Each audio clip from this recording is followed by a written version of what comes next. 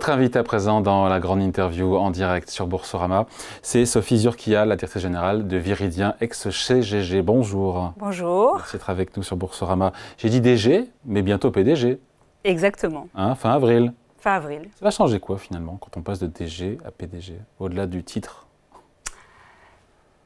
Je dirais que ça va permettre une certaine agilité et plus de focus dans la direction. On a passé un certain nombre d'années depuis 2021 à définir la stratégie et il nous paraissait intéressant maintenant de passer au regroupement des fonctions pour nous permettre d'aller encore plus vite dans le développement de cette stratégie et dans l'exécution de la stratégie. Une stratégie d'un groupe parapétrolier. Pardon de reprendre depuis le début. Ouais. Viridien, c'est ex-CGG, ça ne parle pas à tout le monde. Vous fournissez des services aux compagnies gazières et pétrolières. Expliquez, imaginez que je sois un enfant, ce qui est un peu vrai. Comment on explique ça simplement, ce que vous faites? D'accord. Effectivement, Viridien est une compagnie pas simple puisqu'on travaille pour les sociétés d'exploration et production. Donc on fait partie de l'écosystème parapétrolier français. CGG a été fondé en 1931, donc on est devenu Viridien l'année dernière, après 94 ans d'existence. Et on est une société spécialisée dans les géosciences. Et on est en fait, en réalité, une société de haute technologie. Et on est connu pour notre imagerie du sous-sol. Et on aide les clients, grâce à ces images du sous-sol très précises. Pour voir s'il y a du gaz ou du pétrole. Voilà, identifier les structures géologiques et d'essayer de comprendre qu'est-ce qu'il y a. Et alors on parle d'images qui se font à des profondeurs de mer de 2000 à 3000 mètres. Ah ouais. Et ensuite on parle de 5, 6 à voire 10 000 mètres de profondeur de sol. Donc ce n'est pas un problème simple à résoudre et donc on est connu pour cette imagerie en particulier, mais pas que, puisqu'on se développe aussi dans de nouvelles activités. Comme quoi, par exemple? Alors, on a choisi, donc ça fait partie de notre stratégie, donc nos cœurs de métier sont forts et vont continuer de croître, mais ça pèse combien, le cœur de métier pèse combien? Le cœur de métier, 90%. Ah oui, donc 1,1 milliard de chiffre d'affaires l'année dernière, 120 millions sur les nouvelles activités. Et les nouvelles activités, elles sont adjacentes, donc on les a choisies parce qu'elles s'appuyaient sur nos expertises. Séquestration de carbone, exploration et développement minier, donc ça c'est assez logique, hein, c'est de l'imagerie, on reste dans les domaines de l'imagerie, de la compréhension du sous-sol.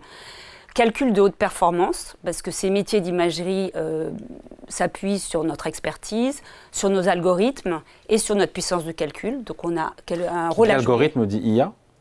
Alors pas forcément, nous, nos algorithmes sont basés sur la physique. La physique, nous, on parle de la propagation des ondes dans le sol. Ouais. La propagation des ondes dans le sol, elle est décrite très bien par des phénomènes physiques. Et donc nous, on modélise ces phénomènes physiques à travers nos algorithmes. Mais on utilise aussi de l'IA en complément de la physique, donc la puissance de calcul, dans HPC, High Performance Computing. Et le dernier, c'est la surveillance des infrastructures complexes. Donc utiliser la compréhension de la géoscience pour la surveillance des infrastructures. Ce pétrole qui est au fond des océans, il coûte cher à produire? Pas tant que ça. Alors là, vous pouvez regarder ce que disent nos clients, mais de l'ordre en fonction des zones. On parle d'offshore deepwater, hein, donc ça va être du Brésil, du Golfe du Mexique, par exemple. On peut arriver à 40-50 dollars par baril. Donc il est compétitif avec le fameux gaz de schiste ou le pétrole de schiste des États-Unis. On parle du pétrole, là, et pour le gaz, vous cartographiez quel endroit de la planète? Alors le gaz, c'est à peu près, on trouve souvent du gaz associé. Hein, avec, donc c'est toujours en mer, en eau? Alors non, et on en a à terre, hein, puisqu'il y a les fameux gaz de schiste. Le gaz, on en trouve aussi, par exemple, nous, en Russie. Ouais. On connaît l'histoire du gaz de la Russie. On en trouve en Afrique du Nord, on en trouve au Qatar. Il est souvent dans les mêmes zones où on trouve du pétrole, et il est souvent associé. Mais par exemple, il y a le Mozambique, vous avez dû entendre parler peut-être Total Energy qui va développer un champ au Mozambique, c'est du gaz. Et donc vos gros clients, c'est Total Energy, c'est toutes les grandes compagnies pétrolières. Tous les grands, on travaille pour tout le monde. Alors, on travaille à la fois pour les compagnies, ce qu'on appelle les IOC, compagnies internationales, donc vous allez retrouver les Shell, les BP, les Total Energy, Exxon, Chevron. On travaille pour les mid-size, on va dire les indépendants, donc on va trouver les Woodside, les ConocoPhillips, les Hess par exemple, mais aussi les compagnies nationales. Donc on va travailler pour Saudi Aramco, pour Qatar Energy. Si toutes ces majors font appel Petronas, à vous, Petrobras, font appel à un acteur français, c'est parce qu'il y a vraiment pour le coup un avantage comparatif, un savoir-faire qu'on ne trouve pas, qu'eux ne trouvent pas ailleurs? Exactement, on est les leaders du marché et en particulier sur cette activité d'imagerie du sous-sol, on a plus de 50% de parts de marché dans le monde. Donc c'est la raison pour laquelle on travaille pour tout le monde. Et ce que permettent ces images à nos clients, c'est de dérisquer leurs opérations, c'est de dérisquer leurs décisions d'exploration, c'est-à-dire on fore un puits à un endroit ou à un autre, et leurs décisions de développement. Quand on développe un champ, on parle de milliards de dollars d'investissement. Donc en amont, il ne faut pas se louper. Il ne faut pas se tromper. Ouais. Donc, plus on a dérisqué, plus on comprend le sous-sol et moins on fait d'erreurs dans cet investissement futur. C'est l'activité géosciences, c'est comme ça qu'elle s'appelle. Voilà, géosciences. Alors ça s'appelle Géo, voilà, c'est géosciences. Ouais. On est dans les géosciences en général. Ouais, celle qui fait... Un tiers à peu près du chiffre d'affaires. Ouais. Mais c'est elle qui est en forte croissance. Elle était en croissance de 20% l'année dernière et de 20% l'année précédente. Donc on a fait plus 20%, plus 20%. On augmente notre part de marché. Bon, ça c'est bien.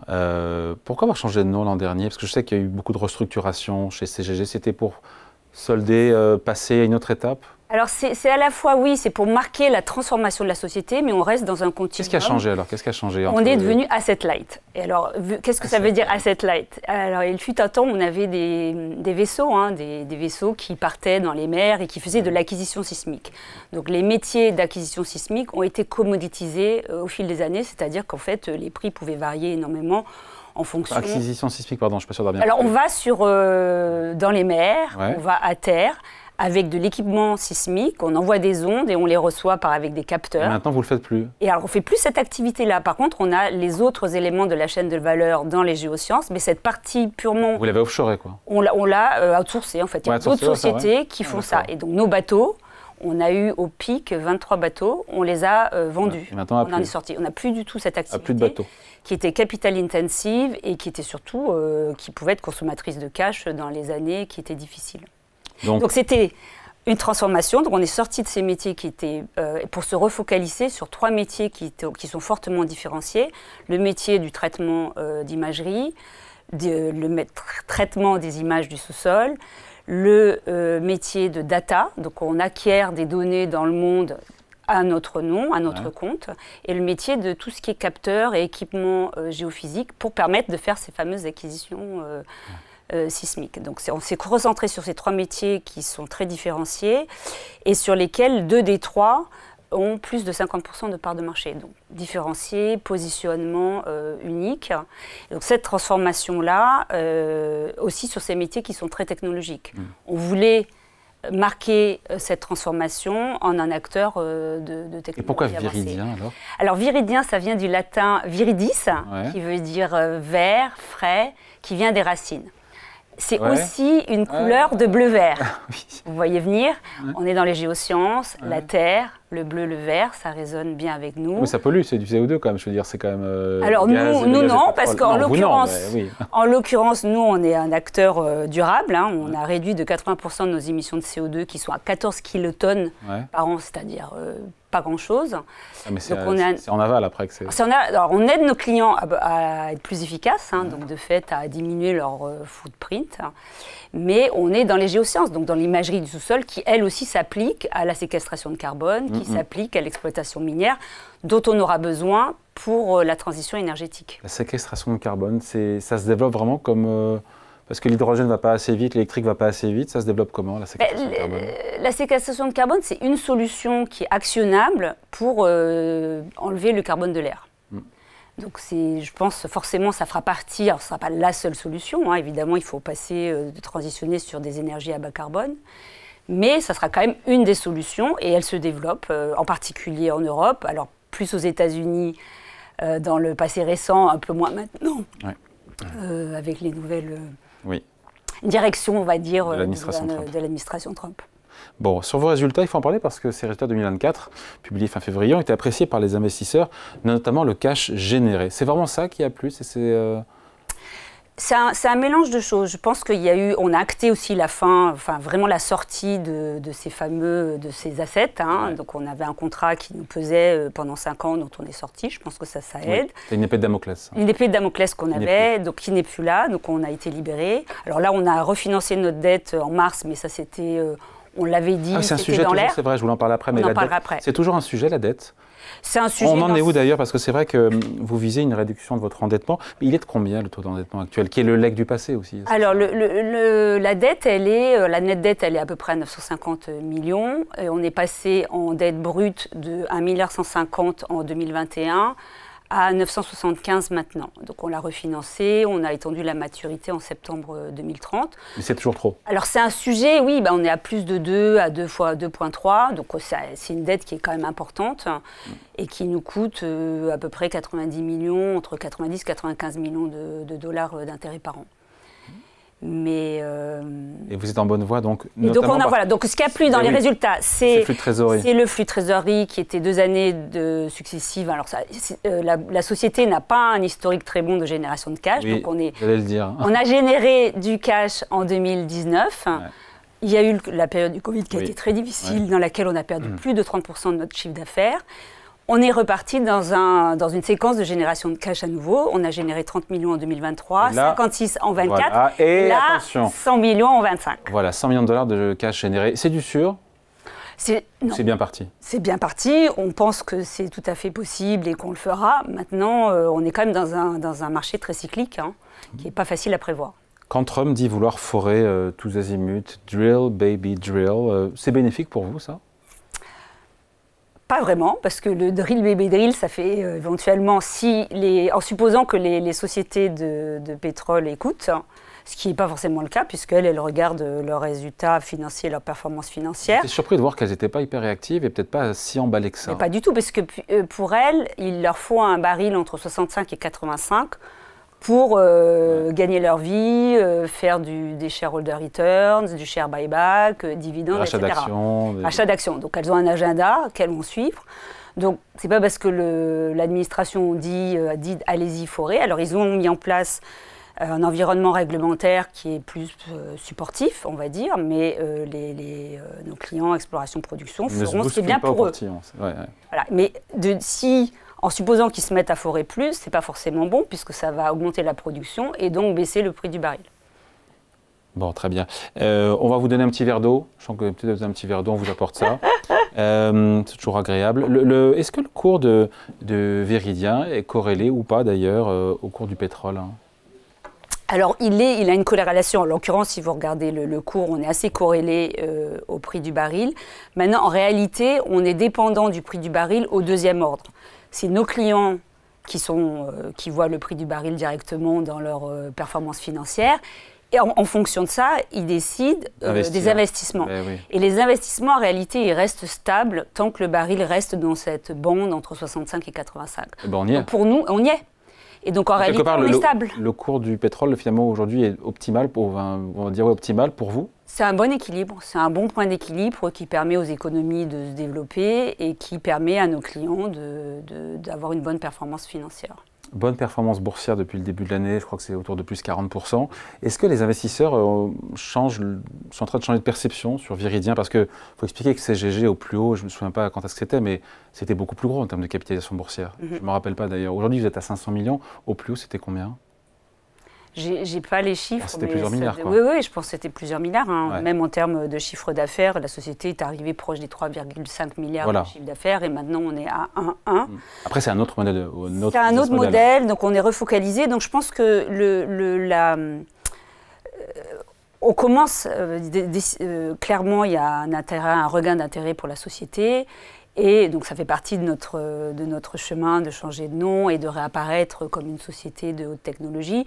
Je pense que le fait qu'on ait une société de haute technologie n'est pas encore complètement intégré dans le cours de bourse aujourd'hui. Donc il y en a encore sous le pied? Possiblement. Et pour ça, il faut que les 100 millions de dollars de cash générés soient au rendez-vous et que le chiffre d'affaires peut-être reparte aussi, parce que c'est vrai que c'est à peu près quasiment stable à un pouillème près sur 2024. C'est ça aussi qui va jouer, qui peut aider Ça peut aider. Alors, on a des métiers qui sont différents. On a 3 activités différentes qui ont des EBITDA différentes. Alors, il se trouve que les deux qui sont le plus contributeurs en cash et en génération d'EBITDA sont ceux qui sont le plus en forte croissance. Donc, nos cœurs de métier vont avoir une croissance qui est liée à la demande de pétrole et de gaz qui va se maintenir pour de longues années. Vraiment? Oui. Parce que ne serait-ce que pour maintenir une production telle qu'elle est aujourd'hui à 103 millions de barils par jour, il faut investir, sinon il va y avoir un déclin naturel. Donc nos cœurs de métier, et on est différenciés, comme je le disais, donc il faut continuer à croître modérément. Et la croissance sera tirée par les nouvelles activités. Et l'année à partir de laquelle, ça change tout le temps, mais la demande de pétrole va se mettre à décliner. On n'y est pas encore, parce que chaque année, on est au plus haut d'ailleurs. La demande à 103 millions de barils, je pense que c'est un plus haut historique. Donc ce pic de la demande... Alors, on voit encore, moi je regardais les chiffres il n'y a pas longtemps, que la demande va continuer à augmenter encore au moins pour les années qui viennent. Maintenant, un jour ou l'autre, il y aura un pic de demande, mais le chiffre, il change. On parle des années 2035, 2040. Et ça change quoi d'ailleurs? Ça paraît très loin, mais ça change quoi pour une boîte, encore une fois, pour cette nouvelle page de l'histoire de Viridien? C'est bien pour ça qu'on regarde aussi à développer ces nouvelles activités, parce qu'on se dit qu'un jour ou l'autre, il y aura moins de croissance. Il y aura toujours de l'activité, comme je l'expliquais, ne serait-ce que même pour maintenir un certain niveau de déclin. Il y a besoin d'une intensité puisque la production naturellement baisse. C'est la déplétion, c'est ça qu'on appelle? C'est la déplétion naturelle des réservoirs, voilà, qui est, alors suivant les chiffres... 3-4% par an, c'est ça? Non, qui est plus que ça en fait, qui est plutôt 10, parce que les... 10%, si on fait rien, 10%. En l'ensemble, la production baisse de 10% par an. Voilà. 10% sur de pétrole. De pétrole. Pas pour le gaz. Et gaz, pareil. C'est pareil, oui. Ouais. Ah oui, donc chaque année, il faut investir. Chaque année, il faut investir. Pour maintenir... Ne serait-ce que pour maintenir, même si on dit que la demande va décliner, disons, de 1, 2, quelques pourcents par an, ça demande un niveau d'investissement. Bon, merci en tout cas de passer nous voir. Et quand vous reviendrez, vous serez PDG. Je dirais Sophie Zurquilla. Allez, je le dis maintenant, PDG, bientôt PDG fin avril de Viridien avec ce CGG, invité de la grande interview en direct et en replay aussi sur Boursorama. Merci à vous. Merci beaucoup.